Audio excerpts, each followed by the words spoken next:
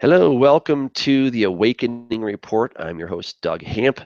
Today we're going to do something a little bit a little different, something out of the ordinary. We've never done this before, but I was computer today and I kept getting some messages from somebody who was watching one of my videos, and he had some different perspectives than what I do. And so I thought, you know what, hey, why don't we just have him come on the show today, a little bit of impromptu here, and he is going to share his perspective on the question of whether the biblical food laws are still for Christians today.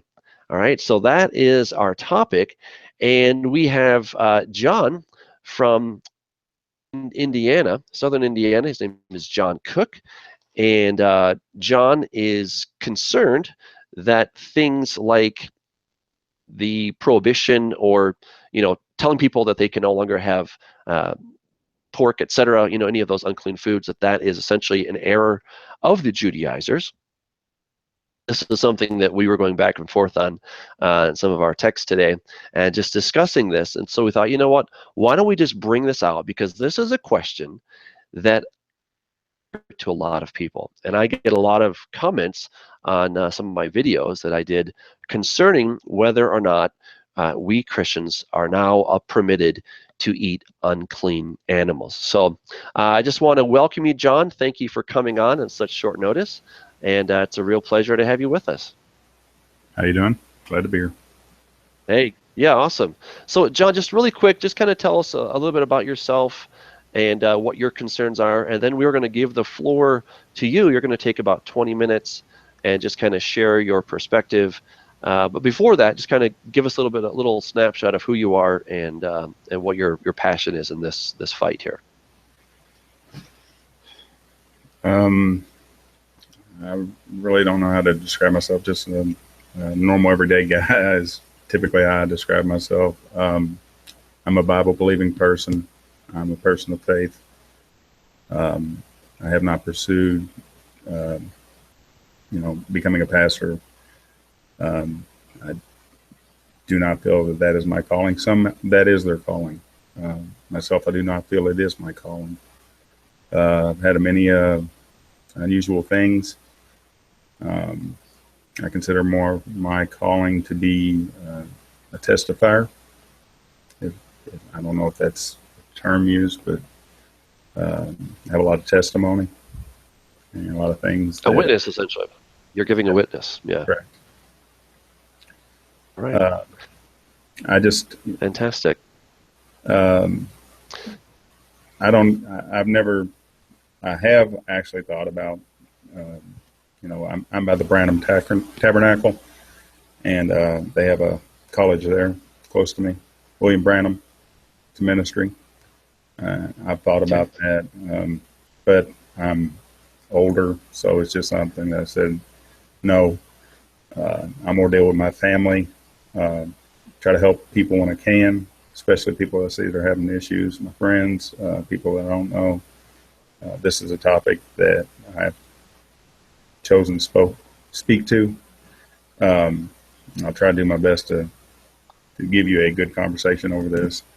Fantastic. I'm a little nervous. I'll tell you what. This is not my normal. Yeah, no worries. A cup of tea. Then. No, I understand. Well, I was kind of thinking we could sort of do this, but maybe we could just do it where we just have a conversation. We don't have to have any kind of a formal debate. I mean, why don't you just, take a couple minutes here and just maybe answer this question. Tell us why you believe that the commands that God gave in Leviticus chapter 11 concerning the clean and unclean animals, which go all the way back to Noah and for that as well. They do. But why would you suggest that those are now? I've lost your volume. Can you try that? Could you reiterate the last part of that, please? Because I could not hear you. Sure. Yeah. Why do you think that done away with? Why do you think the clean and unclean animal laws that God gave us have been done away with? First you bring up that because Noah brought 2 by 2 and 7 by 7 upon the ark. he knew the difference between clean and unclean. But when they stepped off the ark, he did tell him specifically that he gives him all things. Everything that flies, creeps, swims, everything he gives them as food. He did not designate between an unclean after they exited the ark. He did before, but not after they exited. And if he had, I would have firmly believed that the Lord would have been specific on that. He would have told them, of the clean animals you may eat, any that you want to. So that's a typical thing. They like to go back to the ark. But God did not say, of the clean you may eat. He said, anything that you may eat. The promise was before the law was given. You still there? I lost you. Hello? Still here. I see. Okay. Yeah, the promise came through Abraham before the law was given. It was given through Moses. It was given specifically so they might remain in the land. That was the point of that. He brought them out of bondage and brought them into a land that they can inherit for themselves. And the law was given so that they could enter that land through a blood covenant, which is a physical example of the spiritual Jerusalem, which is in heaven. But it's a symbolization.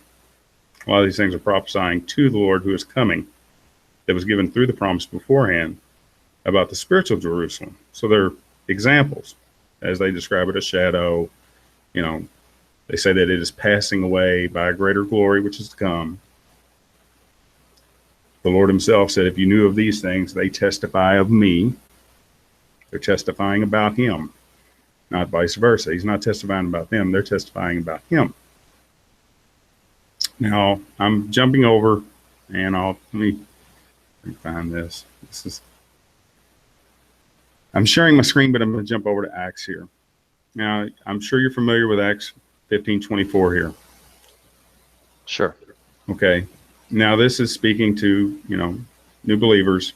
And before it does mention, that they can hear the law spoken on the Sabbath day. But after that fact, which I believe it's back around 15:21 that they're talking about, that Moses has preached. But on the same token, they also speak that there is a veil over the heart of those that hear Moses preached in other passages.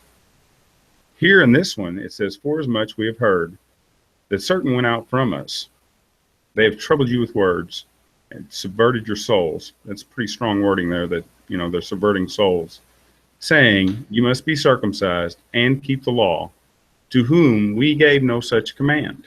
I'm coming back over here to you. So they're telling them that these people that went out from them that are teaching these things, they did not give them that command, that they're doing this and they're subverting souls by doing so. Do I think that the whole of the law has been done away with? No. I think that when they say that the law is good if one uses it properly, that they mean what they say there. There's a lot of people who feel, no, you got to keep the whole thing is applicable. But for one, we know that the priesthood has been done away with. The sacrifices have been done away with. There's many things that have been done away with. If you go back to, and I'm going to try to find it here, I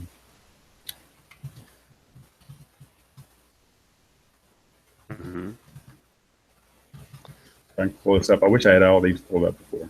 Okay, so I'm going to go to Deuteronomy. Well, Exodus Sure. would be just as good. Okay. Well, no, that's not the right one. Maybe it is Deuteronomy, because that would be applicable. And if I pulled up all of 19, it's specifically showing here that by the law, show no pity, life for life, eye for eye, tooth for tooth, hand for hand, foot for foot. It's talking about things like the slayer. I'm sure you're familiar with the slayer, one who kills by accident, or one who intentionally kills. So there is a vengeance in the law. And now God is saying, vengeance is mine, so saith the Lord. Okay. So there's a change there. Now, if he comes, and nothing is supposed to be changed according to the law by the law. Do not add ye or take away ye from the law. So if he comes in and says, okay, the law, your screen, I'm seeing myself twice here. Kind of awkward. Here. Did it there stop? We go. It? Better. Sorry, I'm sorry. Okay. Sorry about that. That's why I wish I had my other monitor kind of conked out on me here. Normally I use two monitors. It makes this a lot easier for me. No worries. I'm down to one, so it's really confusing. Okay, so we shouldn't change anything in the law. That's what you just told me, right? We shouldn't add or specifically that let no one add to or remove anything. But now you're saying we should take away from the law. Is that right? No, it says no one should add to or take away from the law in the law. Okay. Okay. Specifically. So, and what is your point with the? Well, it's showing Deuteronomy there are 19:24. things that, excuse me, with Deuteronomy 19:24. What's your point there? that's 1921. Yeah, is that specifically right there? He had changed something. Where? That is a point that if you're holding him to if you're holding him underneath of the law, that is the filter is our salvation, which seems to be. Can you show me where that changed? Can you show us where that changed? As to where he said, turn the other cheek? I believe many Christians are familiar with that. Okay, you heard it so said, we eye should. for an eye, tooth So for a turning tooth. the other. I tell you that if anyone strikes you on the cheek, turn to them the other. That's a common passage. Well known. Okay, so what you would suggest then is Jesus is overturning this by saying that there in the Sermon on the Mount. Is that right? I call it that he's bringing clarity to something that shouldn't have been there in the first place. That's what I feel. Okay. And okay. you also take into account that the priesthood is done away with, so they're not the judges over the people anymore. He is. He has authority. Okay. So that means that he has set aside their authority, if you understand what I'm saying. They don't have the authority. Right.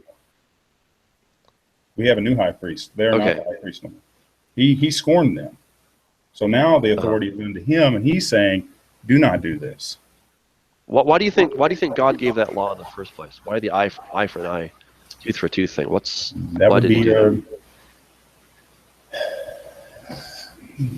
That is a tough question. You do believe that God gave the law was not given for the righteous, but for the unrighteous. Jesus Christ, the Father of Jesus Christ, gave that law. Is that right? One and the same. The word became. They are one and the same. Are they?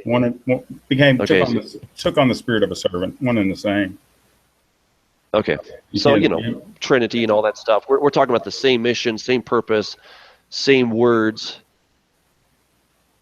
So Jesus wasn't coming and saying something contrary to what the Father was saying. He was saying the words of the Father. Is that correct? Correct.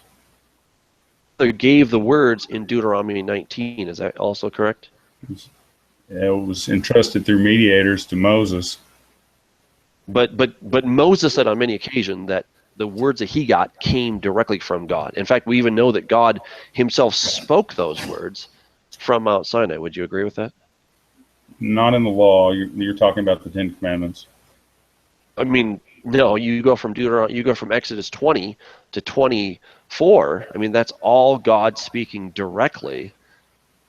Then Moses goes up on top of the mountain, and God tells him a couple other things, right? So all the things that Moses gave came directly from God. Is that correct?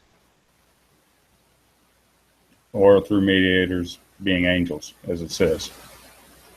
Fair enough. Scripture says that the law, you've got a contradiction there. And if you go to the New Testament writers, they say that the law was given through mediators, that being angels, to Moses. That's irrelevant to our discussion right now. But it came from God. Is that correct? Yes. But you also have an instance of where they brought up being divorced.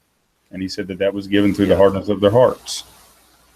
Which is still true. Divorce is better than murder. Isn't that right? Yes, but if you're missing the Lord's point there, I feel. When you say that divorce is better, that's it's basically. But God Himself is the one who gave the divorce possibility, and God Himself got divorced. Would you agree with that? Well, they committed adultery. Sure, so, and it's so more that they left him. That he didn't leave them; they left him. Right, but under the law, God could have destroyed them completely, but He didn't, did He? He divorced them instead. Mm-hmm. But by what the Lord said, that is one of the reasons that one can divorce their spouse. That is basically the reason, unless you're abandoned or they commit adultery. Yeah. That was the original intent. That was the original intent of that law. If you go back to Deuteronomy 24, he tells you that if a man finds some sexual impurity in his wife, then he can send her away, okay, which is really a nice thing to do. Rather than taking her out and stoning her, he can actually say, no, okay, I'm just going to put you away quietly. Here's your certificate of divorce. I'm no longer your husband. You're not my wife. Okay, could we kind of a move nice thing into Peter being rebuked by Paul? Because the topic. No, we haven't gotten there. Before we get there, though, if you don't mind, I'd like to kind of discuss Acts 15:24, because I think that's a very significant passage. It is. You've obviously brought up. Yeah. And Acts 15:24 thing here in Acts is greatly misunderstood by many people, because they have this idea that the disciples were coming up with some new kind of idea, have divorced it, or maybe not taken the time to do the research on how it all fits together in the context of the first century. In the first century, you had two dominant schools of thought. You had the school of Hillel, and you had the school of Shammai. So the school of Hillel was the more lenient school of thought. They were the nicer guys. And the school of Shammai, they were the hardcore. They were stringent. All right. And so what to do with a new, to become a proselyte, not to Christianity, but to Judaism. Okay. And so the question was, what does that person need to do? So there's this debate. And so the debate was essentially something like this, and this is according to the JewishEncyclopedia.com. They state that liberal and lenient side would admit Gentiles after having undergone the rite of baptism, that is the regeneration by living water. And it was said, wash your whole stature clean from impurity in running streams, and with hands uplifted to heaven, ask for forgiveness for your doing. Then the worship of God will heal gross impiety. And so, according to Rabbi Joshua, he asserted that the baptismal rite rendered a person a full proselyte without, as Israel did when they received the law, and required no initiation other than the purgative bath.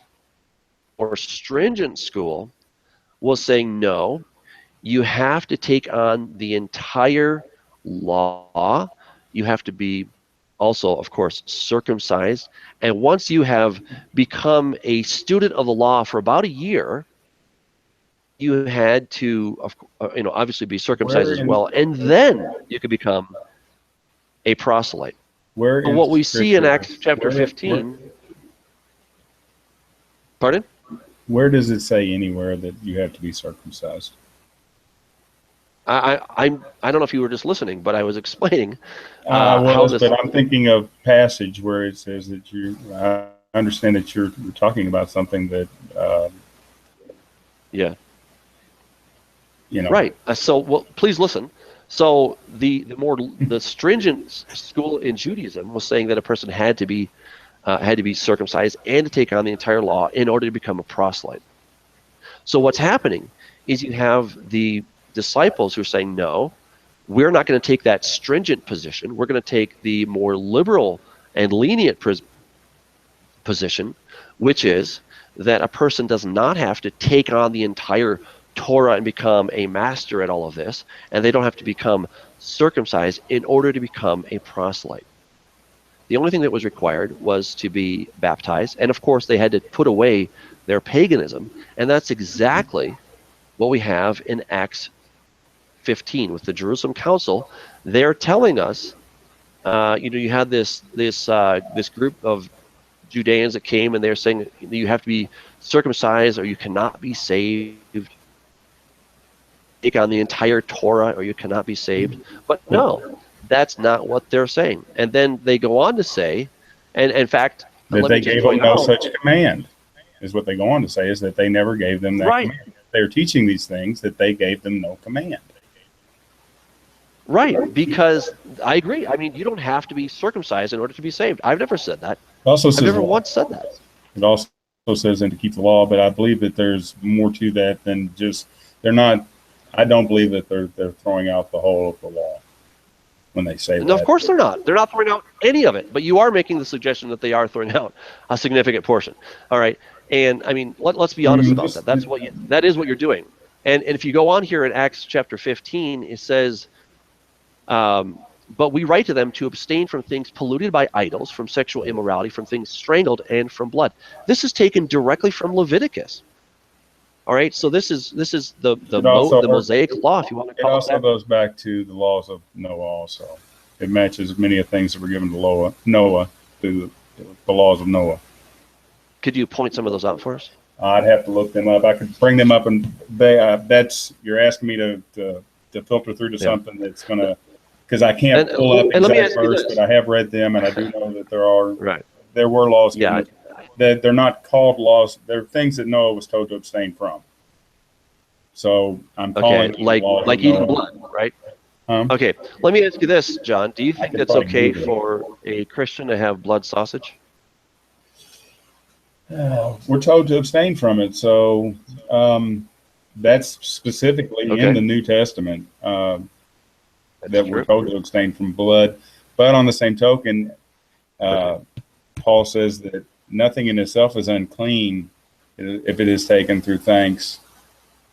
So so if I give thanks to the blood for the blood, then I can have it. Is that right? I think if you're in a situation where that is your only source of nourishment and you're thanking God for a meal, I don't think God is punishing. Where's your faith? Where's your faith? You don't think that God's going to provide for you? Where's your commitment, your loyalty? That is your only source of food.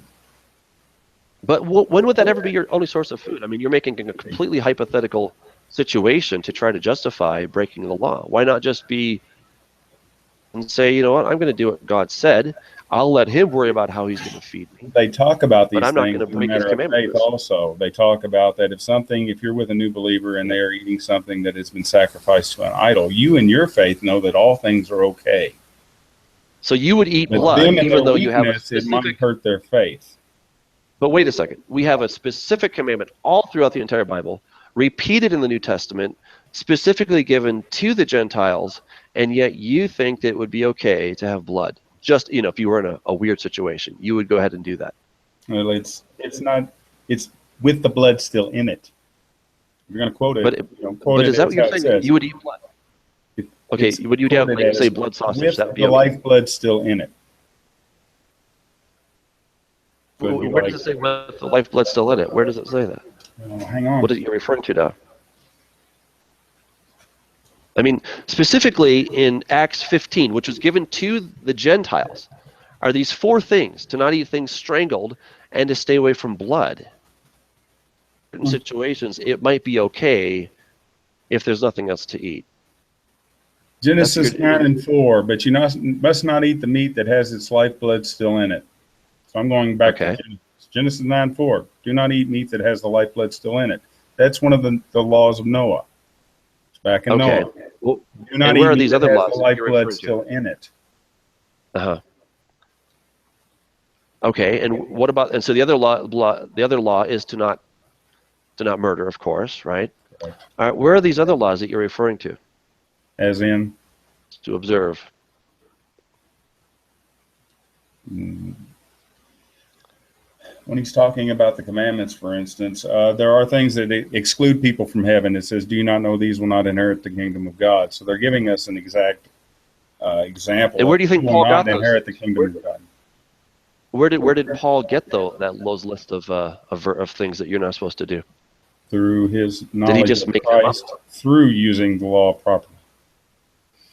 Okay, so he got them from the law, is what you're saying. He got them from the law. Properly. So tell me how you know, as a Christian, that the clean and unclean laws were done away with. Can you give us some biblical evidence for that? Okay, well, Paul rebukes Peter.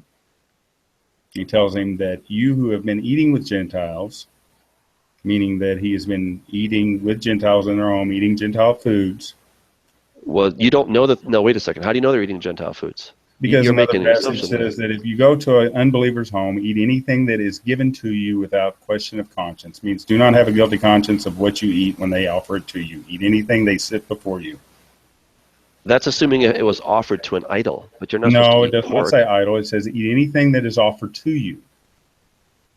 Even though you have a clear command from God Himself to not eat certain things. I mean, how do you justify that? How do I justify it? Yeah, how do you justify that? How do you justify putting aside the Levitical priesthood? We know that there's been changes made to the law. It's an undisputed fact. There has been changes made to the law. Well, okay, so the Levitical, it's a fair question. So the Levitical priesthood, this is something that God did not originally give at Mount Sinai, right? That was something that was that was the thing that was actually added because of their transgression, because they would not follow God. He intended for everybody to be a priest. He says that clear as day in Exodus chapter 19, right? But then the people were not willing. So then he calls the Levites to himself. Okay. But here's the thing. See, we already know that the priesthood of Melchizedek was already in existence way before Levite. Correct, with the first before Levi, with the promise. That's who Abraham offered his tithes to. Okay, that's right. Okay, so and we're told that in a sense Levi also offered tithes because he was in the loins of his father Abraham. Is that correct? So what we're doing here is for a season we have this priesthood until the Melchizedek priesthood would take complete effect or would come into full operation. Mm-hmm. But that's all that we're talking about. Whereas I can show you that the Torah, Abraham was keeping the Torah. Did Abraham own a slave? Right? Did Abraham own a slave? Pardon me? Did he have sex with a slave? Did he own a slave? Yes, he did. Hagar was his slave. The law says that you should not have a slave. Unless you're, depending, but you're not supposed to have a slave and you're supposed to set the slave free. He had sex with the slave. Can you show us the text? Can you show us the text so that we can see what you're talking about? Hagar. Because I think you're getting that mixed up there.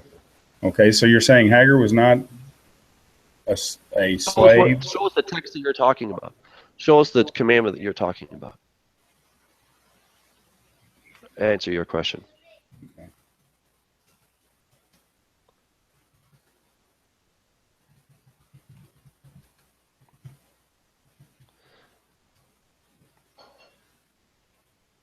So we've got to see this commandment. See, I think a lot of the issue here is that there's a lot of misunderstanding about these food laws, as if somehow now it's okay to have pork. It's not, or any other unclean food. It doesn't mean that you're going to hell or that you're like a terrible person, but it's just not smart.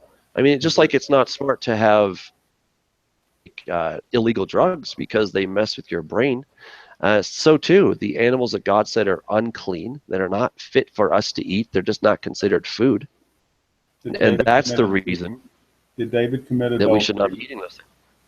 Did David commit adultery? Did David plot to have his friend killed, which basically constitutes murder? Sure, it's absolutely wrong. Correct. So what saved him? Was it the law that saved him or faith and grace? Listen, faith and grace is always what saves a person. It's never the law. I never said the law saves a person. I mean, that would be ludicrous. But technically, we are on the food laws, and I still maintain that Paul did rebuke Peter openly. Okay, but it wasn't over food laws. See, you're making an assumption. He came to him and he said, "You've been eating with the Gentiles. You've been living as the Gentiles do." Living as the right. Where was this taking place? This was taking place in, right? And we know that there were a lot of people that were God-fearers. So if they're God-fearers and they're listening to Torah every week in the synagogue on the Sabbath, do you really think that they're going to be chowing down on pork? Do you really think that when they're God-fearers?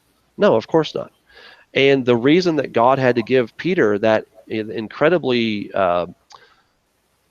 vision, now you can have anything you want to eat, Peter. But it was, Peter tells us point blank, he says, now I know, is no respecter of persons, that I should not call man common or unclean, right? That was the point of the vision. And so what happened is that Peter went to Cornelius' house, who was an unclean person, right, according to the Jewish oral law, and hanging out with them. But then when some of the more strict Jewish people would come along, the Messianic Jewish people would come along, he would then depart from those Gentiles because he was now concerned about what others would think about him. And so he pulled back. That's what was happening. They were now eating all this illegal food. I mean, pork was never considered food. So, again, you're mixing metaphors here because you've grown up in... Could I ask you a question here? Sure, do you think please. that there would be any prophecy that the Lord fulfilled in the oral law? Do you think there would be anything in the oral law that would be prophetic about him in their oral law? You mean in the Jewish oral law? Is that what you're talking about? Yeah. I'm not sure how to answer that. I mean, Would you? I don't know. It's like a yes or no. I'm asking you if you think there would be anything prophetic in their oral law that prophesies about him. Well, I mean, yeah, actually, yeah, there are. I mean, there's some pretty cool stuff that talks about the coming of the Messiah. Yeah. So if he made reference, have some strange things as well too. So you believe that there's prophecy in the oral law that is not in the Bible? I've read it. I mean, some of it's pretty cool. In fact, if you go to Exodus Rabbah 34, you'll find where it talks about Moses is anxious to know how the sins of his people will be expiated, and the Almighty vouchsafed that he will raise up a man like him, and he will make him the Mishkan, and that he will be the one who will take away his people's sins. That there's also... Is that oral law? That's part of the oral law, yeah. That's in the Mishnah. What oral law are you talking about? Talking about the oral law of the priests. Have like you washing of cups and brass and vessels. Oh, that's not... Oh. And what's your point? My point is John 15:25. A lot of people like to refer to this that that are like Hebrew roots or those that wish to be under the law. The Lord says, "This is what is written in their law, that they hated me without reason." And it is to fulfill. This is to fulfill, meaning another fulfillment, a prophetic fulfillment. What is written in their law, they hated me without reason. I don't believe he's speaking about the oral law. I believe he's speaking about the law of Moses and just another prophecy that has been fulfilled, either by this in this instance specifically in the law. They hated him without reason. So are you saying that this is not what you're suggesting here, or what? He's separating himself in a sense there. If you listen to it, this is what is to fulfill what is written about me in their law, not my law, their law. So he's making a distinction between his law and their law. And there again, there are two separate Jerusalems. There's a heavenly and an earthly. And they make the distinction that the heavenly one is free, the earthly one, which is given the covenant at Mount Sinai, is in bondage. Okay. So being under the earthly covenant, and granted that is thinking that it is to your salvation, but we're given the command to love one another, to bear fruit unto God, to produce fruit of the Holy Spirit. That's our command, is that we produce the fruit of the Holy Spirit, which is love. And what is the great command, the great commission that Jesus gave us? To love God as we love ourselves, or to love the Lord thy God and to love others as we love ourselves. Okay, but what was the great commission there in Matthew 28, just before he took off? What did he say? I'm not familiar. You have to refresh me. Right. You should go out to all the nations, make disciples of all nations, baptizing them in the Father, Son, and the Holy Spirit, and teaching them to what? Obey all things that I command, right? So, so his command is love one another as I have loved you. He says that specifically. This is my command, that you love one another as I have loved you. The only command that we have now is just that. Excuse me? What about the four? Is that the only command that we have? He specifically says that. Really? So what about the four? If you, just as I have kept my Father's commands that we got in Acts 15. He says, just as I have kept my Father's command and remain in his love, so if you keep my commands, you remain in my love. This is my command, that you love one another as I have loved you. Right. Okay. So are you saying that everything else is out? Is that what you're saying? Saying that love is a big filter to understanding the gospel. And where does God love is not puffed up, it does not boast, it does not envy, it does not keep any record of wrongs. Okay. That's great. But where does God tell us first to love? Does he tell us in the Old Testament or the New Testament? Both. But old, of course, because it precedes. Okay. He tells us to love the Lord our God with all our heart, soul, strength in the Old Testament, and to love our neighbor as ourselves in the Old Testament. He tells us to love our enemy in the Old Testament. Mm-hmm. So what is it exactly? What Jesus did was not telling us to love, but to love now that we have an example. He's our example of how we should love, what it looks like to keep the Torah. And Jesus himself tells us in Matthew 5:19 that whoever breaks the least of these commandments and teaches others to do so will be considered least in the kingdom. And he's going by the 10 What I think you're doing is you're encouraging people to break some of the least of the commandments. And it doesn't mean that you're out. It just means that you're going to be the least. And I know personally, I don't want to be the least. The 10 Commandments. And he says, if anyone breaks the least of these commandments, thou shalt commit adultery. And that's what he's explaining too. He goes into the explanation. That's one of the ones where he literally says, you've heard it said, an eye for an eye and a tooth for tooth, which is not a 10th commandment, but he is changing it. So he is going through and he's saying that if you commit adultery, you've heard it said that thou shalt not commit adultery. But I tell you, if anyone looks at a woman with lust in his heart, he has committed adultery with her. So he's moving into the spiritual. But that was already in the 10 Commandments. But that was already in the 10 Commandments, John. Come on, the 10th commandment. The priesthood is done away with. Do we stone people? No, it's. Well, do you believe the 10 Commandments? Do we stone people? See, do you believe the 10 Commandments? 22 there. The priesthood can be set aside, and stoning people can be set aside, and sacrifices can be set aside, and offerings can be set aside. But not this. No, that's what confuses me, is that you can set aside some things, but the others you have a problem with. Well, what am I setting aside? Are you stoning adulterers? A lot of people argue that you have to be in the land to do that, but if it's a commandment. Well, what does the law say about that? Have you read it? 2 or 3 Have you actually gone to see what it says? Okay. And have you been the witness of an adultery? Have you seen that with your own eyes? Yes. You have? Yes. Okay. And did you have a witness with you? No, unfortunately. Okay. Well, you believe in stoning people, huh? Well, did God say to stone people, or who said to stone people? It's in the law to stone people if they're caught. Okay.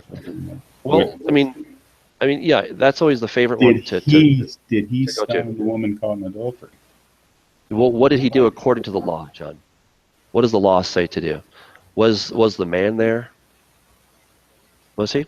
If there are 2 or 3 witnesses, they count. Where was the man? That has to be the man. Everybody says the man has to be there. It doesn't say that. It does. Of course it does. Okay. Go back and read the law. I mean, you're obviously missing. You're missing the law. Then why did he write in the sand? Why did he write in the sand? Why did he ask them if they were without sin to throw the first stone? Sure. Why would he go through all that? It was a legal look, technicality with this legalism. If it's a legal technicality, why? And I'm sorry, but do you want to debate that one, or do you want to debate the food laws? I mean, which one do you want to debate here? Because you had an issue with food laws. It sounds like you have an issue with all of the laws, not just the food laws. That's what it sounds like to me. You have a trouble with any of God's laws, and you think that now it's all just love and grace, but it's always been love and grace. It's always been. I don't believe one should steal, one should murder, one should commit adultery, one should fornicate. All these. And what about the Sabbath? Should we keep that? The Sabbath. Should you keep the Sabbath? Okay. Where is your spiritual rest? That's one of the 10 commandments. Where are you getting that from? Hebrews 4:9. You understand that is a complete. It's a complete distortion of what that actually says. The word there, sabbatismos, always used, talking about a Sabbath day rest, the actual Sabbath keeping that God gave on the seventh day. You know, the thing is that we've gone on a lot of topics here. We started about the food laws because, you spent the better part of the day attacking me, calling me stupid for, from the video that I put out, which is your right to do that. That's fine. Mm-hmm. But you haven't given me any evidence here. You haven't given me any scripture. Now we're on to all these other things, and you have a trouble with every one of them. And it was your God. Okay, but you said to stone. It was your God who said to keep these different things. And you don't seem to be that happy with it. You like to just throw a twist on the word to try to validate a point instead of pulling up an actual verse and reading for what it is. Well, then give me a verse. Where's your verse? And let's go back to the food, because that's what we're talking about. Where's the food commandment where God says you don't have to do that anymore? And if you're going to give me a witness, it can't just be from Paul, and I love Paul, don't get me wrong, but I think you're twisting Paul, and I want to see another witness. I want to see God tell me, or I want to see Jesus tell me, or another disciple tell me. But you can't produce that. So the person with the most books in the Bible, being Paul, you want me to throw him out? Being God. All right. So he is. Okay, fine. Servant. Look, I'm all for Paul. And I can show you that you're twisting Paul. Okay, that's not that hard to do. So give me another. If an unbeliever invites you to a meal and you want to go eat whatever is put before you without raising question of conscience. So I'm going to have a bunch of blood, right? We've been told to not eat blood by God Himself and by the disciples in Acts 15. Eat whatever you want without questions of conscience. So we can have blood. So those 4 things that they give don't really count, do they? Because Paul supposedly said this. Yes, they do. Yeah. No, that's not what you just told me. You just said that they don't count, right? So you see, this is where you're twisting Paul. Do not destroy the work of God for the sake of food. All food is clean. Oh, Mark chapter 7. Anything that causes someone else to stumble. Okay. Yeah, we're in Romans. Which text are you looking at here? Romans 14:20. 14. Do not destroy the work of God for the sake of food. Okay. All food is clean, but it is wrong for a person to eat anything that causes someone else to stumble. Right? All food is clean. Is that right? Correct. Question: does God consider pork and those unclean animals to be food? Does He? Yes. Oh, really? And how do you know that? How do you know that? How do you know He does not? Because He told us specifically that those things are not food. He told us. When they got off the ark and He said, "I give you now all things," did He say, "I give you the clean things"? You want to add the clean word there, don't you? Real bad. You want to add that word. I give you all the clean things to eat. He didn't say that. He said, okay, so then I should throw out Leviticus chapter 11, because he tells us, animal by animal, what is clean, what is not clean, and the unclean are not food for us. I mean, otherwise you have a very schizophrenic God on your hands. He's this way, He's that way. He goes back and forth continually. Or we have a God who's very consistent, who doesn't keep changing His story, who has He's the same yesterday, today, and forever. Because the version you're telling me is a God who's continually changing. He's very capricious, whimsical. But the God that I see is a God who's the same. He doesn't change. His standards don't change. but you keep making it up, and that God can do whatever he wants or whatever you want him to do. All right. No. So, and besides, if Noah had gone and gotten a pulled pork sandwich at that point, there'd be no pigs, would there? Because there are only two. That's that same Right? argument. Goodness gracious. The two argument. Well, it's a pretty good one, isn't it? Okay. So, Noah Except already when they understood. have sense to let the animals breed. He understood between the clean and the unclean, did he not? So they brought them on the ark. He didn't understand it when they brought him on the ark. He had amnesia or something.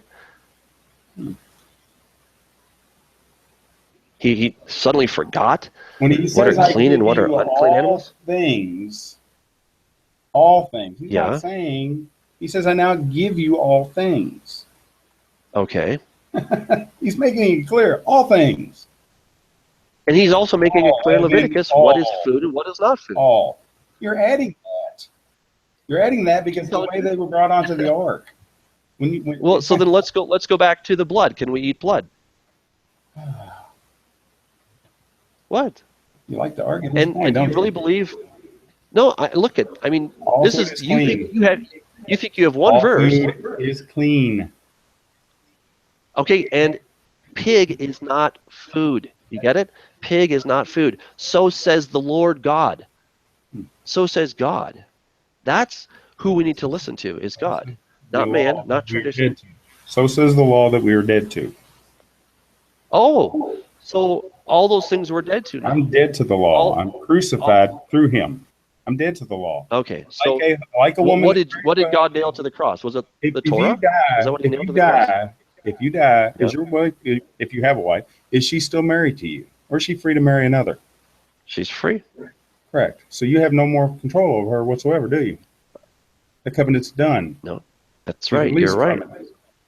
That's right. The Correct. covenant is done. So if through That's him right. I am dead to the law, am I dead to the law or am I not dead to the law? Am I under the law Okay. or am I not under the law? Okay, I'm glad that you brought up Romans chapter 7, because that is another very misunderstood passage. All right, first of all, Romans chapter 7, he says, I speak to those who know the law, assuming that his audience is very familiar with the law of Moses. Right? He says the law has dominion over man as long as he lives.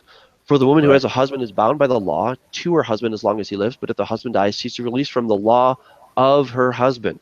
So what law are we talking about? We're talking about the law of the husband. We're not talking about the entire he says, Torah. you rewind there. He says that the law has power over someone as long as that person is alive.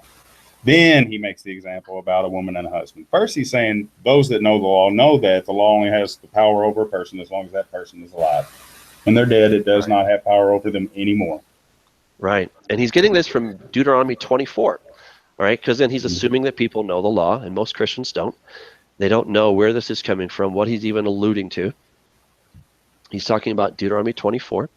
And the reality is that God and Israel got married back at Mount Sinai, and Israel was an adulterous wife for hundreds of years, and God finally said, I'm divorcing you.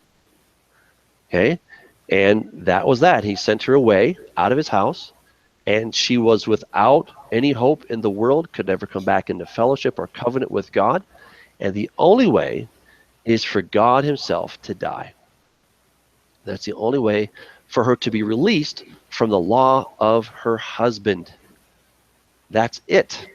But you want to take that and apply it to the entire eternal, immutable law that comes from the heart and character of God, that Abraham was keeping, that Moses was teaching before God even spoke it at Mount Sinai.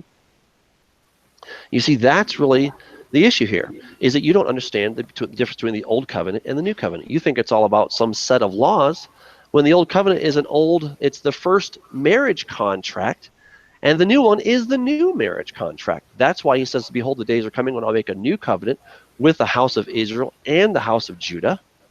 And he says he'll put what in their heart? What is God going to put in their heart, John? Do you know? His word. No. Be specific, please. What is he going to put in their hearts? My law. Yes, his law, his Torah. Okay, the word Torah.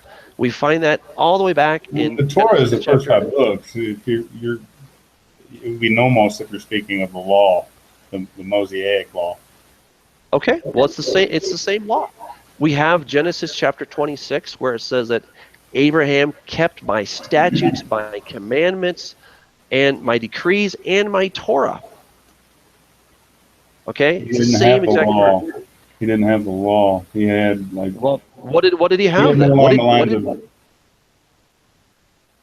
What did he have? Why is the same word, the same exact word in the Hebrew, used there? He says, my charge, my commandments, my statutes, and my laws.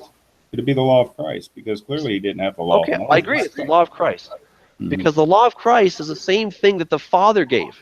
Do you think that they're different? Did the Father give something different at Sinai than what Jesus gave?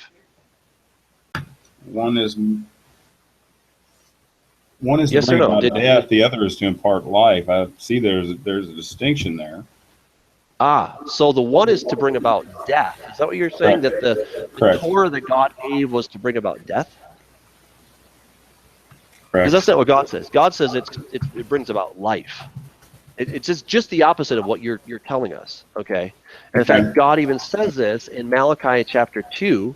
He says, "Then you shall know that I have sent the commandment to you." He says, "My covenant with him was one of life and peace." Okay. Commandments bring life. They don't bring death. I'm going to run down a list for you. Acts, the law is an unbearable yoke. 15:10. Okay. Wait a second. No, look, you're gonna completely take these out of context. I know what you're doing. I've seen these lists. They're bogus, because you're not looking at the context. You're not understanding it. You are biased, and you're Marcionism. That there are these two different gods. There's the God of the Old Testament who gave this awful law. Now there's the God of the New Testament who freed us from that law. And then the Torah was nailed to the cross. I mean, listen to what you're saying. Okay. Well, Romans. That's really not very Romans 4:14. Okay. Romans 4:14. Romans 4:14. For if those depend on the law or errors, faith means nothing and the promise is worthless. Okay. So if you all right, and depending on the law for your salvation, what is faith? I'm not depending on the law for my salvation. I'm depending on God, that He's faithful. But I also can read Paul, and he says, "Do we then make void the law through faith? Certainly not. On the contrary, we establish righteousness." Right. So we established the law. How can you say that we get rid of the law and that it was nailed to the cross? No, it says uphold, not we establish. We uphold it through him, through faith. Galatians 3:12, the law is not based on faith. On the contrary, it says the person who does these things will live by them. Okay, that's taken from the book of Hosea. And I mean, Romans. What's your 4:14? And you go right into 4:15, another one, because the law brings wrath. And where the law, and where there is no law, there is no transgression. That's being dead to the law. So let's get rid of the law. There's no more transgression. So it's all good, right? There's no more such thing as sin. It's all good because there's no more standard. You want to get rid of the standard. I mean, James tells us that that a person is justified by their works and faith. So now what are we to do with that? He's not talking about works of the law. He's talking about deeds. He gives an example that if you see a brother, he gives an example before that. That if you see a brother that is destitute, let's pull up James. He gives an example of that. Okay. Pull up James. See what he says there. He says if you see a brother that is without and you do not do nothing for him and just say a prayer for him and walk on, you haven't walked out your faith.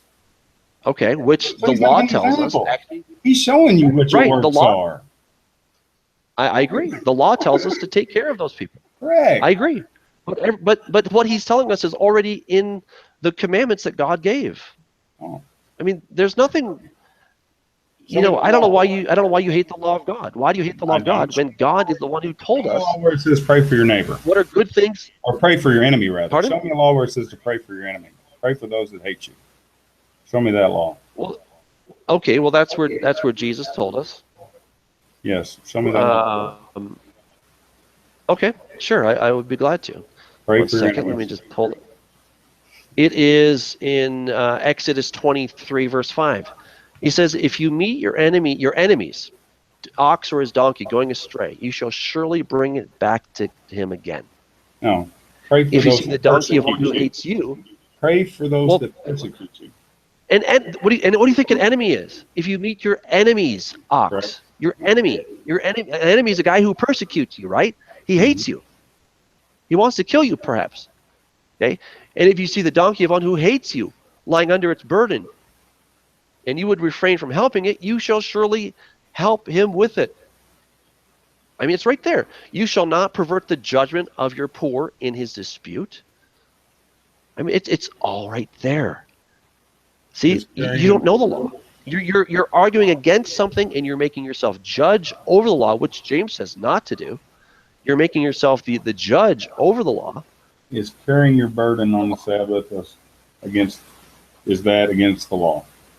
I'm sorry, I didn't hear the you. man picking up his mat and carrying his mat. Okay, well, that was never something that God said you could not do. You see, Jesus was challenging the oral traditions. He was challenging the oral traditions held by many people of that day. All right, and a lot of those things were regional. Some things in Galilee were different than they were in Jerusalem. And some things in Jerusalem were different than they were for the Babylonian Jews. All right, so there were different as to what you could or could not do. Making, healing a blind man by spitting into the mud and making mud, that was actually prohibited in some of the Jeremiah oral law. 17:21. He said that God said not to carry anything. Jeremiah 17:21, straight from Jeremiah. This is what the Lord says. Be careful not to carry a load on the Sabbath day or bring it in through the gates of Jerusalem. Right. So this all has to do, I mean, here, a burden, the question here. Take heed for yourselves, bear no burden on the Sabbath day, nor bring it in by the gates of Jerusalem, nor carry a burden out of your houses on the Sabbath day, nor do any work, but hallow the Sabbath day as I commanded your fathers. Okay. So picking up your bed and going to wherever you're supposed to go, Jesus was obviously challenging the interpretation of what you were allowed and not allowed to do, because he makes the point very clear that the Sabbath was intended to be a blessing for man. It was created for man. It's not to be a burden, and they had made it into a burden. I'm going to pull up another one for you. Right? So, again, I don't know why you're arguing against the entire law. It sounded like we're going to discuss the food issues, but it's not just the food issues, is it? It's the whole thing that you have an issue with. Those commandments that God gave were a burden, don't you? No. Admit it. You do. You think they were a burden. Hang on. And that Jesus came to free us from that burden. In fact, you even said that the law is there as a punishment. But the law is not there as a punishment. The law is there to help you. It's kind of like the guardrail on the side of the road, right? It's to help you from falling off the cliff. Okay. That's what the law is. It's to give you instructions on how to live. And it's not difficult. That's what God himself tells us, that the law, if a man does it, he'll live by them. So you don't believe that there's a greater truth in what Jesus taught than in the law? No, because that there is everything a clarity and light brought, that he didn't bring light to everything as far as the understanding. Well, he helped us. Yeah, he did help us to understand it. Yes, I agree with that. He helped us to understand it. But look, it's kind of like when I read a difficult user's manual, and I'm like, I don't get it, right? Everything in the user's manual is true. It's correct. It's good. But I'm having trouble understanding how to read that user's manual until somebody comes along who has experience and says, look, Doug, here's what you need to do. And he shows me exactly what's in the user's manual. And then I'm like, oh, I get it. Now I see how to do it. Everything that was in the manual was good, but I wasn't understanding it. And that's what Jesus came to do.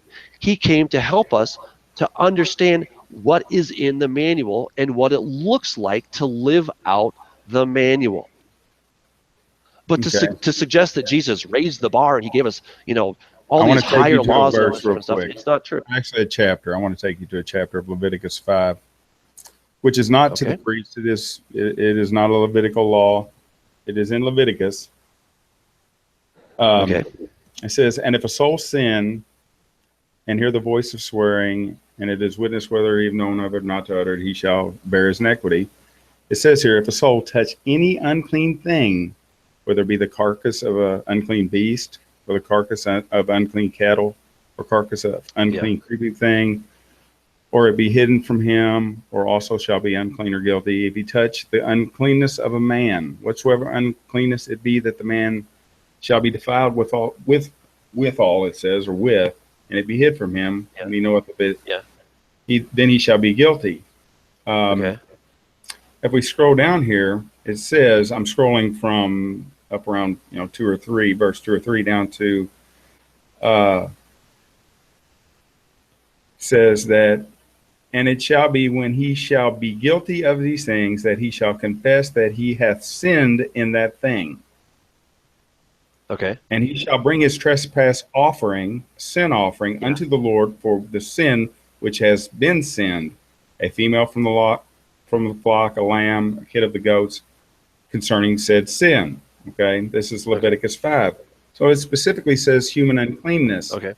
Sure. Well, we know that I can pull these up for you. One I brought up to you beforehand. You want me to pull it up? No, that's fine. I've got it. So here's the thing concerning this. He touched the leper. Yeah. And he touched a dead girl. Also, the woman that came up and touched the hem of his garment had a bleeding issue of 12 years. Those are 3 occurrences of issues where he knowingly had done something that the law considers a sin. It specifically says it's a sin. Okay. And you said that, a lot of people like to say, no, that's just ceremonial unclean. That's speaking about the Levitical laws. And technically, I call it secondhand sin because if they have touched something that has touched something that is defiled, then they have to clean themselves and become ceremonially clean. So it's not direct contact. It's like if you touch, say there was a sheet over a dead body and you touch that sheet that has come in contact with said dead body, then you have to clean yourself. You're ritually unclean. But in this instance, it's talking about direct contact and that it is a sin that requires a sin offering. It's not just ritual. I mean, the word ritual is not in the text, just to let you know. Well, ritual and ceremonial are not in the text. We're talking about basically, you have the cooties, you're contagious.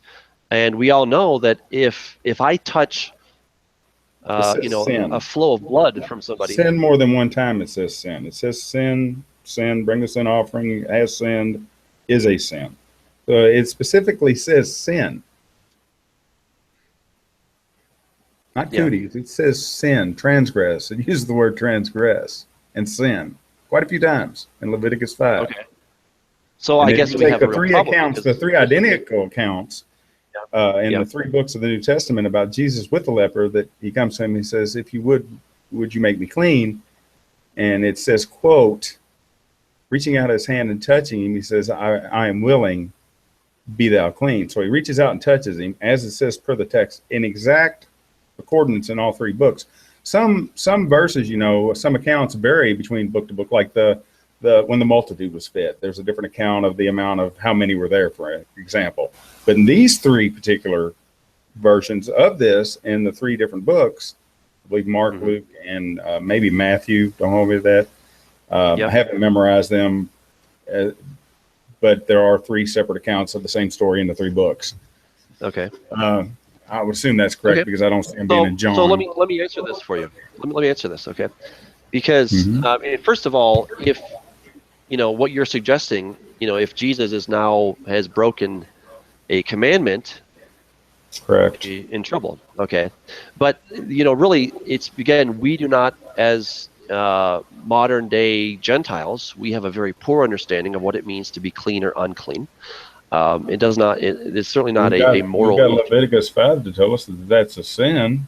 I mean, you're telling us to go by the law, and then you're saying that we don't understand. So you're kind of contradicting yourself. Okay. When we have let me go on. Out there that says clearly that's a sin. Would you like me to answer this or not? Yes, sir. Okay. So when you touch something unclean, it's just as the word suggests, you become unclean. All right. Now, what can you not do? You cannot go into the temple.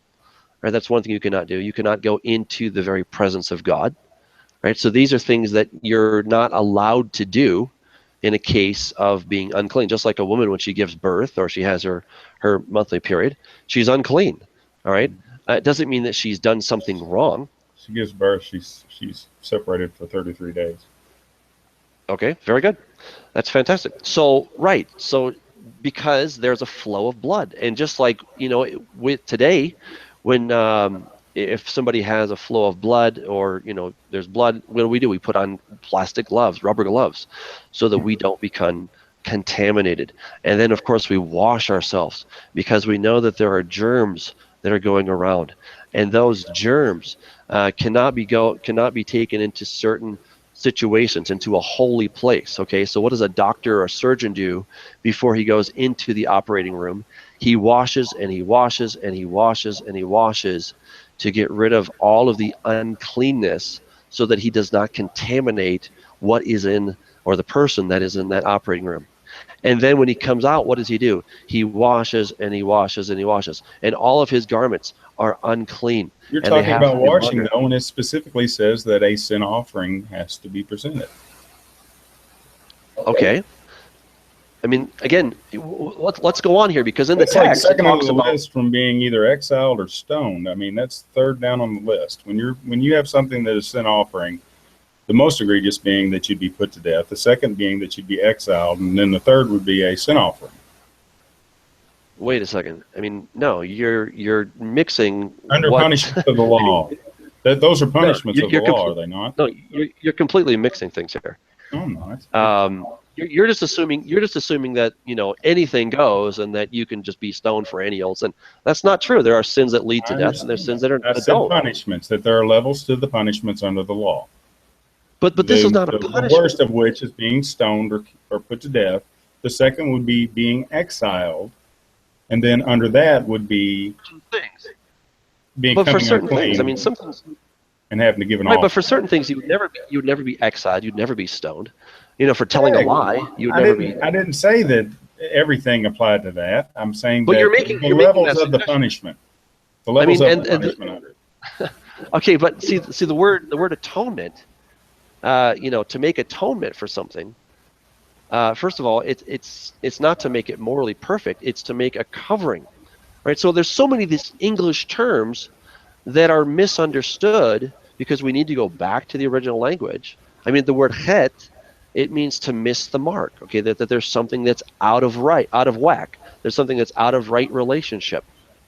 Okay, and when we have some kind of a flow of blood or something, there's something that's out of whack. Okay, that's something that's out of right relationship. Answer me this: is a burnt offering for sins? Is an offering for the altar for a sin? If you are told that you have to bring an offering to the altar for a committed sin, did you commit a sin? Right, but again, the whole point of these offerings, the whole point of these offerings was so that people could have the close relationship with God. So they could atone for it. It was an atonement, which is basically done. It is done away with now, but at that time it was still in effect, and he was under it. Right, just like you have to wash your clothes.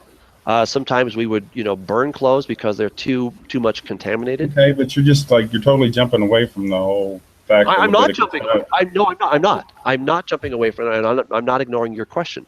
But I think there's a more fundamental issue that you have failed to understand, is that these things that have to do with the flow of blood have to do with death. All right. Anytime that there's a flow of blood or some kind of, it speaks to more than just flow of blood. It says that if you swear an oath, it goes into a lot of things in Leviticus 5 besides that. But some of the key points that the two out of the many that are in it are the human uncleanness and, well, just the human uncleanness, because there's 3 accounts of that. We know that they are human unclean. Leprosy is clearly, there's many laws on they shall be deemed unclean and removed from Israel because they're unclean. They have leprosy, which is a defiling disease that is terrible. So I think God in his wisdom knew that disease would have really wreaked some havoc among the Israelites. If you look at things like the Sabbath law, Do you know that the Sabbath law says that the seventh day will be a rest for you, so that, now he adds the words, so that the slaves among you, the animals and the foreigners among you can rest. So he adds the words, so that they can rest. There's some mercy in that Sabbath day. He explains to them, you were slaves in Egypt, you were foreigners. Right. The seventh day is going to be a Sabbath for you so that your slaves, your animals, and your foreigners can rest. That's a great thing. Makes you kind of wonder what kind of people they were if he was giving them a command that they rest so that these people can rest. I mean, it's everybody's supposed to rest, right? I mean, everybody, including, your animals and your workers, and everybody gets a day off so that there can be rest. I mean, he made it for all of them. That's a great thing. Specifically told them so that. Like if I said, don't go go answer that 20, door so Bob can come in. Did I tell you to go to the door for you, or did I tell you to go to the door so the Bob can come in? If I say, hey, Doug, go to the door so the Bob can come in. Are you going to the door so that, why are you going to the door? You're going to the door because he said so that Bob can come in, right? What text are you referring to? Is it Exodus 20, verse 10? Or what is it exactly? I'd have to look it up. Because, I mean, you're making a point on 2 words, and I want to see what the 2 words are. And, sometimes there's just that he adds that is in the text of the Sabbath law, is it says, so that they. It's actually 3 words. So I would like to see that, because sometimes there's, okay. I'm not really sure what your point is. I mean, okay, so we get the 7th day off. It's awesome. That's really great. I'm kind of getting you off the let me pull it up here. Sure.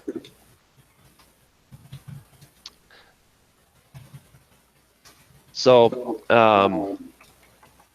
this has been great. I mean, I think we've gotten a chance to talk about a lot of the different issues.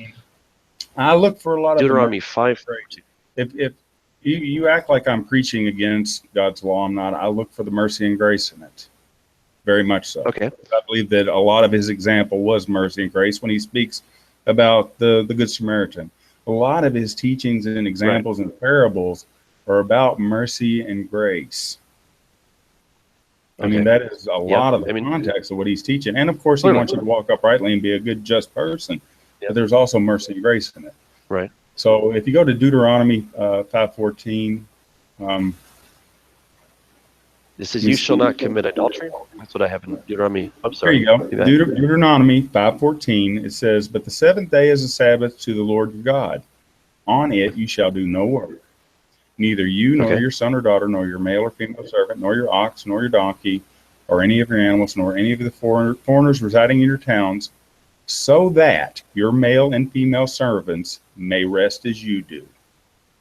Okay. So that they may rest as you do. So it was given so that they may rest. That's the purpose of it. That's why it was given. It's given that everyone can rest. I mean, that was given on the 7th day. It says at the end, so they may rest. It says specifically. It says, so that your male and female servants may rest as you do. It is given so that your male and female servants may rest as you do. That's why it was given. So just like if I said, hey, Doug, go to the door so that Joe can come in. You go to the door so Joe can come in. So when God created the Sabbath day, on the 7th day of creation, he did it for, my horse. The slaves. For the slaves. An example of mercy. Another example of mercy. Okay. I think you're welcome. I'm not really hope sure that you take note on Deuteronomy 5:14 and just read that verse over and look at what that he specifically says, so that your male and female servants may rest as you do. Because it's clear there, he's saying so that. No, I think you're making, a big deal out of nothing, quite frankly. Well, he reminds them that they were slaves in Egypt. He is reaching to their hearts, as he says that their hearts were far from him. So he's speaking right to their heart there. He's making a plea to your heart. He's saying, hey, Doug, you were a slave in Egypt. Yeah. And I'm brought you out of this. So this 7th day is going to be a day of rest. Right. And because you know what it's like to be a slave, and because you know what it's like to be a foreigner, this 7th day is a rest so that not only you rest, but that they may rest also. Okay, so God created the seventh day so people can rest. I mean, I don't. But why are we even talking about this? Why don't we get back to? And then you say so that people can rest. He says specifically so that the slaves among you can rest. Okay, people can rest. I mean, I'm not.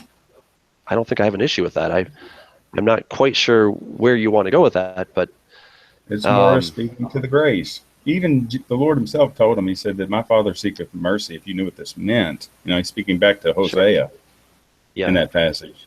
Yeah. That he's speaking to understanding that mercy is the meaning of the law. I agree with that. that. Saying love does not transgress it. Okay. So let's think about this. So when he says that anything that goes into your mouth does not defile you, but goes into your stomach, and then you go to the bathroom and it's gone. No, these things do not defile you, but the things that proceed from your heart. No, but that is a complete twisting of what Jesus was actually saying there. Do you think the Pharisees that's exactly what he said? How am I twisting when I'm reiterating exactly what he said? John, wait a second, John. The whole text there, the whole context, it says the Jews do not eat unless they wash. Listen to me. They do not eat unless they wash their hands in a special way, holding the tradition of the elders. That's what the whole context is about. That's not the context of it. The context is they accused them of defiling themselves. That is the context, is what defiles. But they were not talking about that. And do you think talking about that? They accused him. He said, "Why do your disciples do what is why are they defiling themselves by eating this bread with unwashed hands?" They're accusing them of being defiled. And he says, "Okay, this is the perfect opportunity to drop some wisdom on you from the Lord above. It's not what you eat that defiles you; it's what proceeds from your heart that defiles you." You miss that what goes. You miss what he's saying. Okay, look, I mean, he says, "Well did Isaiah prophesy of you hypocrites, as it is written, the people honors me with their lips, but their hearts are far from me. And if anything worship me, teaching doctrines the commandments of men. For laying aside the commandments of God." That's what you're telling me to do. The command of God said, don't do it. Tradition of men. Okay, so Jesus is not going to in one breath say, "Hey, you guys are hypocrites because you're laying aside the commandments of God and teaching the traditions of men. And I'm going to tell you, lay aside the commandment of God, and now do this other thing because I just feel like it." He says, all too well you reject the commandment of God that you may keep your tradition. And that's exactly what you're advocating. All right? So, the whole point here is Jesus is not talking about, oh, yeah, go ahead and eat all those unclean animals. Honor thy mother and father is a commandment. It is in the Ten Commandments. Is there anything about food in the Ten Commandments? No. There's nothing about food in the Ten Commandments. Correct. So you're adding the law that they say that we're not under. But he did say we're not under the commandments of God. But you have the clean and unclean way back in the beginning. You have it repeated also in Leviticus. You have, even Paul tells us to abstain from things that are akatharsia. I mean, no, he says akatharsia, which is uncleanness. It's the same word that we find in Leviticus chapter 11. All right. So, this is what we need to understand here is that we need to be careful. And, talking about what Jesus says here, what goes into your heart, if you're saying it doesn't really matter what God said, then now you have something that is inside of you that is unclean. Because now you're saying, it doesn't really matter. He says, from within, out of the heart of man proceed evil thoughts, adulteries, fornications, etc., murders, thefts, covetousness, wickedness, deceit, lawlessness, evil eye, blasphemy, pride, foolishness. All these things come from within and defile a man. All right, so the Old Testament was written in Greek, so you wouldn't find that word in the Old Testament. And you're speaking, well, I understand that, but if you go back, I know that, of course. Okay, I mean, I can show it to you in Hebrew as well if you prefer that, but I'm just giving you something to show the correlation, because if you go back to the Septuagint, which is the Greek translation of the Hebrew text, you'll find the exact same word. But it means what you're trying to do. It means polluted. I'm looking at it right now. It means unclean. Exactly. All right. So then why would you eat an animal that's polluted? We know that pigs are polluted. They're absolutely disgusting. But you're leaving out idols. The word means polluted, and it says polluted of idols. And it means of food or unclean animals. That's the same pollution word. Of the idols. You're looking at the word akatharsia? It's allegematon. Allegematon. It's 2-4-E in the Greek. 2-4-E? What is that? Yeah. It's the Greek lexicon. Well, what's the Greek word though? Trying to You know the Greek word? What? If you're a better Greek speaker than myself, I will spell it for you. Alisgematon. Alice. What's the text? Where are you getting this word from? This is from Acts 15:20, that they abstain from pollutions of the idols and from the sexual immorality. So, but why are we coming here? And you already told me that it's okay to have blood. You already told me that everything, if somebody puts blood before you, you're okay with it. So I'm not sure what the problem is. So, I mean, but I fall back to Genesis with the lifeblood in it when he's saying to stay away from that which has from the blood, which means the lifeblood's still in it. So I do fall back to some old, I'm falling back to Genesis there where he's saying to abstain from things that have the lifeblood in it. Okay. Well, and then that is then repeated again in the book of Leviticus. But he goes on later to say that, it's a matter of faith. So these are people that this might hinder their faith. Well, these are people that are just coming in. Because in the next verse, what are they going to get? Moses has had throughout many generations those who preach in every city. That's before. What's before? Before what? I'm talking about Moses being preached in every town. Yeah, and that was the reality. I'm sorry, it is the next. Yeah, Moses is preached in every town in 1520, and then it goes forward to 1525 or 24, where it says that they are not under the law, or they've never commanded them that one should keep the law. Well, but nobody's advocating to break the law. Okay, the question, as I've already explained, is that there were two schools of thought. One was lenient, one was stringent. The lenient said, just come as you are, renounce paganism, which is what they said, do these 4 things, renounce paganism, and then, repent and come on in, just get baptized and come on in, and then every Shabbat, you're going to get what you need to know. You're going to get it in small doses. Whereas this more stringent school of thought was saying, no, you take on all that you have to do, and you have to learn it all and become circumcised, and then you can convert and come on in. All right, and that is what those group of Jews were doing. Why does he come out with, "Oh, you foolish Galatians, who has bewitched you," starting through with the faith? Then why does Paul trying to finish by works of the law? Why does that same Paul pay for the Nazirite vow to show that he walks orderly and keeps the law? Well, that same Paul said, "Become as me, because I became like you to win as many as possible." Right, but he's not going to become a lawbreaker. Those under the law, though I am not under the law. He is not going to become a lawbreaker when he tells us again and again what matters is keeping the commandments. He says that we establish the law. He says that he believes all things that are written in the then law. Why is he pleading with them to become like him? Because he became like them. He said become like me because he says imitate me as I imitate Christ. And Christ did everything that the Father said to do. He didn't break a single thing. Become like me because I became like you, is what he says. Well, but Paul also says, imitate me as I imitate Christ. What verse? Okay, so. What verse? What verse is that? Okay.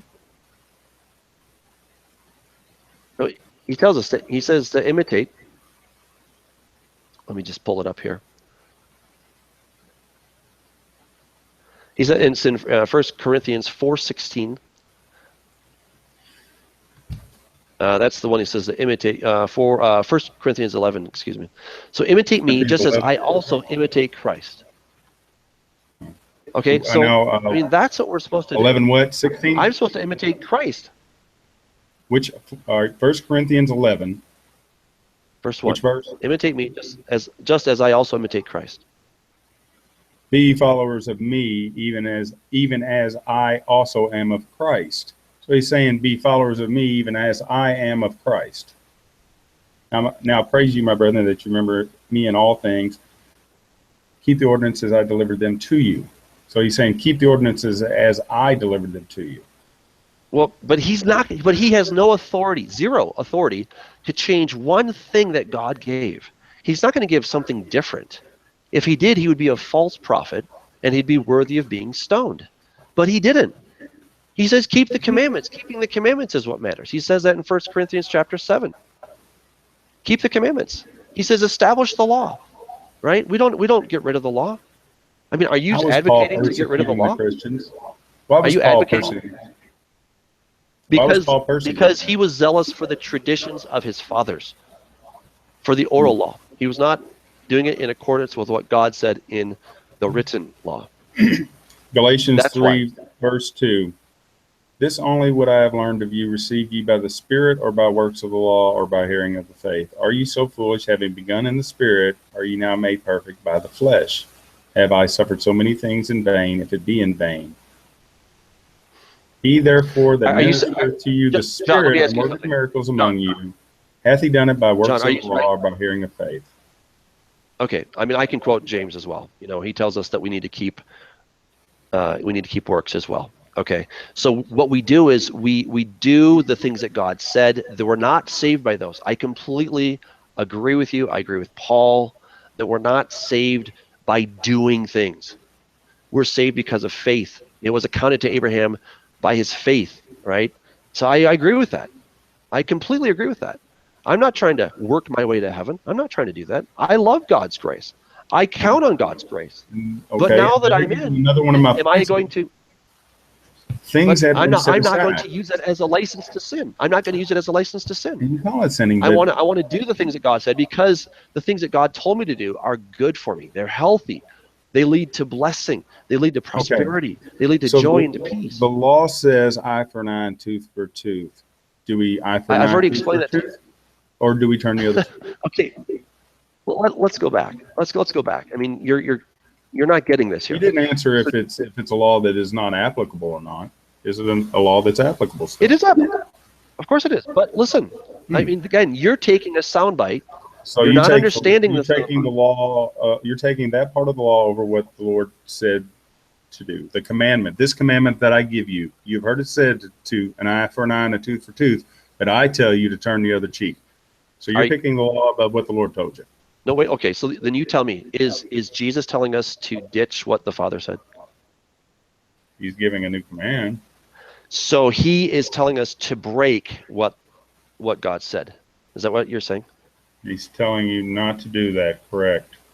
Okay, so he is then guilty of what he himself said. Whoever breaks the least of these commandments will be considered least in the kingdom. And he's giving commandments. I mean, really? That's right after Jesus that. You're saying he's saying that whoever breaks the least of these commandments, and he goes into them commandments, will be the least in the kingdom of heaven. So if you teach people that they should go out and do an eye for an eye and a tooth for tooth, and they don't turn the other cheek, which is what he said, if you break one of these that I'm giving you right now, you're going to be considered least in the kingdom of heaven. Okay, listen. Read after when it says that. John, listen, context matters. You're taking a soundbite. You're taking a soundbite because we, as Western Christians, have been jaundiced against the law. It's not a soundbite. That's the passage. The passage goes from the least that. Okay, listen, I can explain it to you right now. It's right out of John. He goes, or I believe it's, I know maybe it's Mark. Okay, so Deuteronomy 19. One witness shall not rise against a man concerning any iniquity or any sin that he commits. By the mouth of 2 or 3 witnesses, the matter shall be established. If a false witness rises against any man to testify against him of wrongdoing, then both men of the controversy shall stand before the Lord, before the priests and the judges who serve in those days. And the judges shall make careful inquiry. And indeed, if the witness is a false witness who has testified falsely against his brother, then you shall do to him as he thought to have done to his brother. So you shall put away the evil from among you. And those who remain shall hear and fear, and hereafter they shall not commit such evil among you. Your eye shall not pity him. Life shall be for life, eye for eye, tooth for tooth, hand for hand, foot for foot. Okay, so if you have a guy, he says, I saw this guy doing this, that, and the other, right? And he turns out to be a false witness. And let's say that the penalty is being stoned to death. Well, now this false witness, guess what? He's going to be stoned to death. Nowhere in the Bible does it say to cut off somebody's hand, okay, or knock out his tooth. It doesn't say that. All right. So whatever was going to happen to the guy that was originally accused, and he's then vindicated, he's exonerated, it's now going to fall on the false witness of what actually was said, or false witnesses in this case.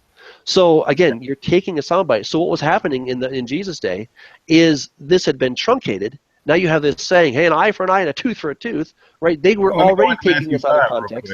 They were taking this out of context. They were making it something that was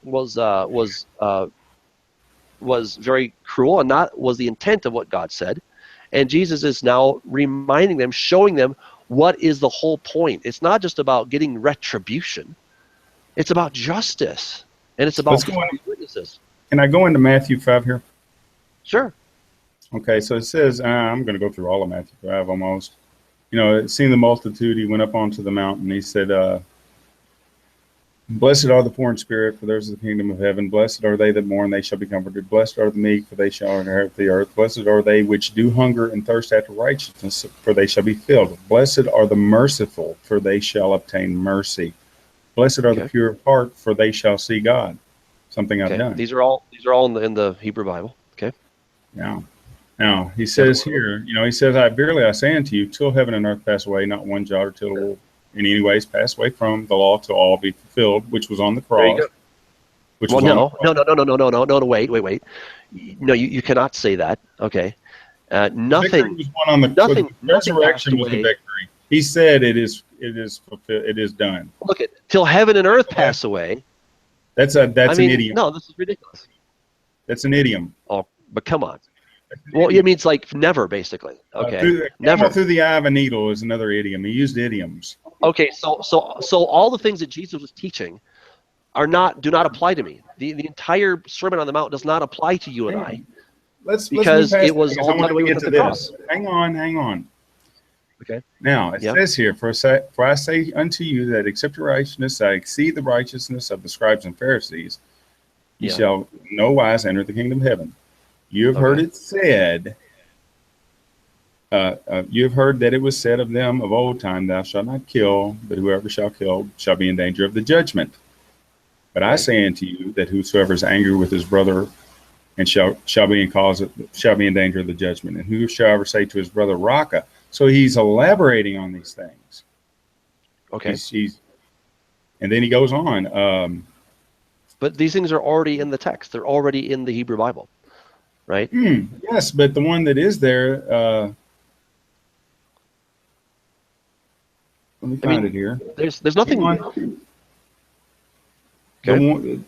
You heard it said, an eye for an eye and a tooth for a tooth. But I say unto you that you resist not evil. But whoever shall smite thee on the right cheek, turn to him the other also. Right. So what are they doing? They're taking this out. They're taking it out of context. Okay, they're not looking at what God had originally told them. They're not. This is something that's now being used. Well, hey, this guy hit me. I'm going to hit him back, right? But this has always had to do with the judges. Okay, they had to have a trial, and they had to have witnesses in order for there to be a just sentencing, a just trial. So that's what this was all about. But now you've got these guys going around and they're saying, I can do this, I can do that. Clear and dry that he says, do not repay an eye for an eye, period. Do not. It's a new commandment. When he says, if anyone breaks the least of these commandments, he goes right into it, and that's one of them. No, it's not new. It's not at all new. It again. Yep. He is saying, do not take an eye for an eye and a tooth for a tooth, period. That's what he's saying. Now, it may not be new, but he's saying, do not do it. No, sure. That is a commandment that he's saying, do not do. Okay, but we can go to Proverbs 20:22. Don't say, I'll avenge that wrong. Wait on the Lord, and he will deliver you. All right, so that's already there. There's nothing new here. All right, there's nothing new. I like Proverbs. Jesus he's refocusing it. He's refocusing it. He's helping them to understand, you guys have been taking some of this stuff out of context. You've been twisting it. And now It's I'm not out telling of you, what was context. the If he says, intent? if Jesus himself says, don't take an eye for an eye and tooth for tooth, he's saying don't do it. Okay, let's So go you to got a the next choice one. It'll there. help Do you you, see. do you follow what the law says and you take an eye for an eye, tooth for tooth, hand for hand, or do you do what the Lord says? When he Well, says I'm right here. doing what the Lord said because the same one, the same God, is the one who gave his good and righteous and perfect commandments. And something that is perfect cannot be improved upon. Would you agree with that? I believe that everything that came from the mouth of Jesus is perfect. And what about the mouth of the Father? Is that perfect? I believe when you look at it through the way that the Lord said it, yes. Okay. So in Psalm 19, What is when it Jeremiah says, 8? What is Jeremiah wait, wait, 8, wait, 8 wait a talking second. about Wait when a they second. handled the Wait a second. law falsely? When he says that they've handled it, they've mishandled his law. It says, no, the law of the Lord is perfect, converting the soul. The testimony of the Lord is sure, making wise the simple. So the law, the Torah of the Lord is perfect. How can you tell Did me that Jesus it's not have his own imperfect? testimony? How can Did you tell me Jesus it's not have his imperfect? own testimony? How can you tell me that the law of If the the Lord law is was imperfect? perfect, then would Jesus need to come? Would he need to teach? If the law was perfect, Yes, we were saved by the law. because people were not listening to the law. People were not getting it. They were not paying attention. They weren't So understanding it it. wasn't that the law had any problem. It was that people weren't listening. Right? That's the problem. That was the problem. It wasn't with the law. The law was perfect. But it So was if no people weren't one was ever listening. declared, no one's declared righteous by the law. Well, I agree that. But then we're also told, according to Paul, he tells us in Paul considers his works of the law done. no. He considers what he did according to oral tradition, the tradition of the fathers, to be done, not the law. See, this is where we've been poorly taught.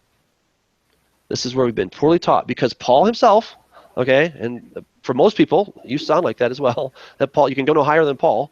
Paul says in 2 Timothy 3:16, all scripture is given by inspiration of God. I, It is I profitable brought for up doctrine, passages.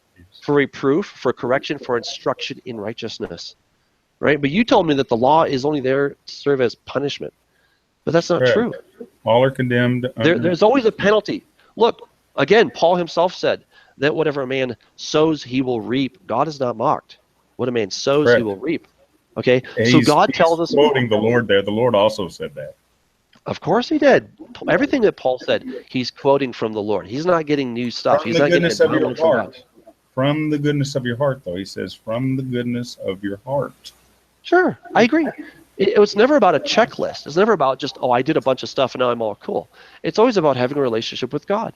But even while you're in relationship with God, you can't say, I love God and yet I keep breaking his commandments. It doesn't work that way. The entire all about that.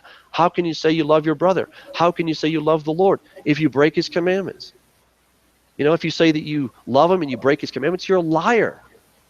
And when he That's the issue says here. that, when he later, right before the ascension, when he's telling them that if they had come to see him in prison, or if he was, homeless on the street, and they're like, when were you these things? Right. And he's speaking about the mercy that he's teaching them to give people. Sure. The mercy's not So new.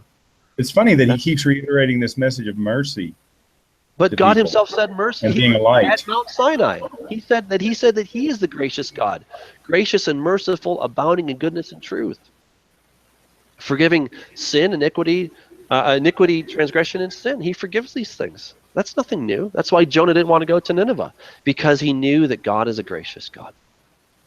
Hey, you know what? This has really been awesome. We're going to have to cut our time just a little bit short today. And I do want to thank John for coming on. John, I want to just give you, just kind of a 1 or 2 minute closing here. I really appreciate it. We've been going around it, and I just want to encourage people that I consider John a brother, a man who loves the Lord. He obviously knows the Word, and it's a matter of how we look at these things. Okay, so he's not my enemy. On the Word, and you're well educated. That's yourself. And thank you. I don't think the word was Yeah, meant for the college educated. I think it's through faith. I think that the simplest people in the world can understand faith in God.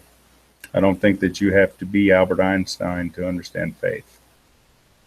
I think it's a I pretty agree. simple thing. He says he confounds all the wisdom of the world with such a simple thing as faith. And it is through faith that we are saved. Period. Faith. And I agree with that. I completely agree. And I think one reason, and just kind of my closing, what I think is so important is that God that's the same yesterday, today, and forever, and his commandments don't change. They're good, they're holy, they're perfect.